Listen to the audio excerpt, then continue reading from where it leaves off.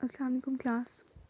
हाँ जी, class set theory का जो थ्योरम हमने कल किया था उधर से नेक्स्ट आपके पास डेफिनेशन है कुछ, तो आज हम वो डेफिनेशन डिस्कस करते हैं। फर्स्ट डेफिनेशन है आपके पास इन्वर्स ऑर्डर की। इन्वर्स ऑर्डर क्या है? Let R be an ordered in a set. ठीक है, आपने पढ़ा है कि आर कोई भी सेट में जब हम ऑर्डर डिफाइन करते हैं तो उसे हम आर से डिनोट करते हैं, रिलेशन से डिनोट करते हैं। तो हम लेट कर लेते हैं कि आर जो है ना वो कोई भी सेट ए पर ऑर्डर डिफाइंड है। Then the inverse order R inverse is defined at S. अब उस ऑर्डर का जो इन्वर्स ऑर्डर है उसे हम आर इन्वर्स से डिनोट करेंगे। ठीक है, और वो डिफाइन किस तरह से होगा? X is inversely related to Y if and only if Y is related to X. ठीक है, यानी कि इन्वर्स ऑर्डर आपके पास किस तरह से डिफाइन होगा कि अगर आपके पास कोई एलिमेंट वाई जो है ना वो रिलेटेड है एक्स के साथ। ठीक है, अगर कोई वाई एक्स के साथ रिलेटेड है तो हम इसको इस तरह से लिख सकते हैं कि एक्स जो है ना वो इन्वर्सली रिलेटेड है वाई के साथ। ठीक है, तो इन्वर्स किसी भी ऑर्डर का इन्वर्स ऑर्डर इस तरह से डिफाइन करेंगे कि उसके एलिमेंट्स का ऑर्डर चेंज कर देंगे। यानी कि अगर एक्स वाई जो है वो आर को रिलेट करता है तो एक्स जो है ना वो इन्वर्सली रिलेट करेगा वाई के साथ। ठीक है, इसको बोलते हैं इन्वर्स ऑर्डर।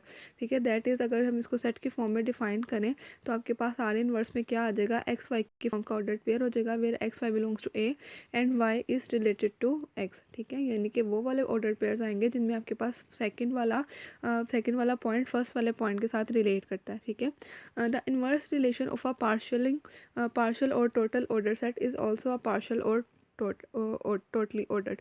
ठीक है, यानी कि अगर आपके पास से कोई रिलेशन आर है, जैसे ये आर डिफाइंड है, अगर ये रिलेशन आपके पास पार्शली ऑर्डरिंग रिलेशन है या टोटली ऑर्डरिंग रिलेशन है तो इसका जो इन्वर्स ऑर्डर होगा आर इन्वर्स वो भी आपके पास पार्शली या फिर टोटली ऑर्डरिंग रिलेशन होगा। ठीक है, यानी कि जब आप पार्शियल ऑर्डर का इन्वर्स रिलेशन बनाते हैं तो वो भी आपके पास पार्शली ऑर्डरिंग होती है, रिलेशन होता है। और अगर आप टोटली ऑर्डरिंग रिलेशन का इन्वर्स ऑर्डर बनाते हैं तो वो भी आपके पास हमेशा इन्वर्स ऑर्डर पार्शली ऑर्डरिंग होगा। ठीक है, या टोटली ऑर्डर होगा।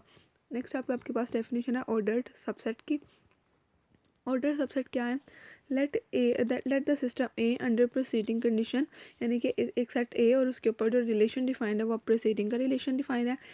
B an ordered set. ठीक है, कोई भी एक ऑर्डर्ड सेट है, यानी ये पार्शली ऑर्डर भी हो सकता है, टोटली ऑर्डर भी हो सकता है। बस ये मेंशन है कि ये एक ऑर्डर्ड सेट है, यानी इसके अंदर कोई ना कोई ऑर्डर जो है वो डिफाइंड है। और हम क्या कर लेते हैं, एक सबसेट ले लेते हैं ए का। ठीक है, and B is a subset of X. Then proceeding induces an order proceeding dash. ठीक है, यानी कि अगर आप सेट को छोटा कर रहे हैं तो ये जो रिलेशन प्रोसीडिंग है ये भी आपके पास इंड्यूस हो जाएगा। ये भी आपको एक नया रिलेशन देगा जिसको हमने प्रोसीडिंग के ऊपर छोटी सी डैश लगाकर शो किया हुआ है, जो कि सेट बी पर डिफाइंड होगी। ठीक है, इन द फॉलोइंग वे, और किस तरह से डिफाइंड होगी कि if X Y belongs to B, X proceeding dash Y in B if and only if X proceed Y in A. ठीक है, यानी कि बेटा ये वही हिसाब है जैसे आपने किसी फंक्शन की डोमेन छोटी कर दी। ठीक है, जैसे आपने फंक्शन की रिस्ट्रिक्शन लगा दी तो यहाँ पर भी प्रोसीडिंग डैश जो है ना ये प्रोसीड की मतलब कि रिस्ट्रिक्शन की तरह से ही आप रिलेट करेंगे। ठीक है, यानी कि अगर आपके पास एक सेट ए है, सेट पर ऑर्डर जो है ना वो ये प्रोसीडिंग वाला डिफाइंड है। ठीक है, किसी भी सेट के साथ ये ऑर्डर प्रोसीडिंग वाला डिफाइंड है।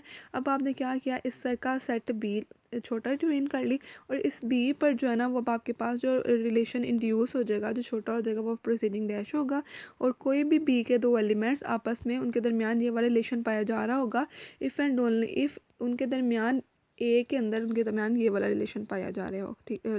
ठीक है, तो क्या आ जाएगा यहाँ पर, if X Y belongs to B, X जो है ना वो वाई को प्रोसीड करेगा डैश से, यानी इंड्यूसली प्रोसीड करेगा कि अगर आपके पास एक्स जो है ना वो वाई को प्रोसीड करता हो ए में। ठीक है, यानी कि ये आपने उसी तरीके का बेसिक कंसेप्ट है। बेसिकली ये वही कंसेप्ट है जो आपके पास फंक्शन को रिस्ट्रिक्शन का होता था। ठीक है, यानी कि जब हम डोमेन छोटे कर देते तो फंक्शन भी रिस्ट्रिक्ट हो जाता था। तो यहाँ पर भी अगर हम सेट छोटा कर देंगे तो जो छोटे सेट सबसेट पर रिलेशन डिफाइंड होगा वो आपके पास भी प्रोसीडिंग डैश का होगा। ठीक है, नेक्स्ट आपके पास एक नोट लिखा हुआ है, the ordered subset of a partially ordered set may be partially ordered or totally ordered set, but ordered subset of a totally ordered set is always a totally ordered set। ठीक है, यानी कि यहाँ क्या बताया है कि अगर आप पार्शली ऑर्डर सेट का कोई सबसेट ले रहे हैं तो हो सकता है कि वो पार्शली ऑर्डर सेट हो या टोटली ऑर्डर सेट हो। ज़रूरी नहीं है कि वो हमेशा हो सबसेट। यानी कि अगर आप ऑर्डर को इंड्यूस कर रहे हैं किसी पार्शली ऑर्डर सेट को रिड्यूस कर रहे हैं, उसका सबसेट कंसीडर कर रहे हैं, तो वो हो भी सकता है पार्शली ऑर्डर पो सेट हो भी सकता है, नहीं भी हो सकता, टोर सेट हो भी सकता है, नहीं भी हो सकता।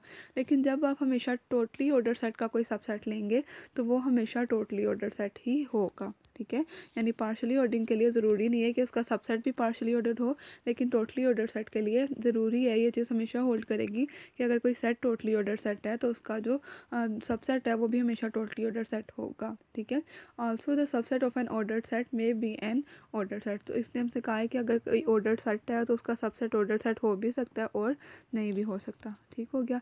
नेक्स्ट आप देखें, आपकी यहाँ पर एग्जांपल बताई हुई है, let A equals to a b c d e and proceeding is defined in A by the Hasse diagram. अब देखिए आपके पास ये जो फिगर डिफाइन की हुई है ना, सेट ए के दरमियान आपके पास अब इस तरह से प्रोसीडिंग की कंडीशन डिफाइंड है ये वाली फिगर से। अब हमने क्या लिया, ए के दो सबसेट बना लिए, A1 और A2, और A1 में आपने रखा ACD।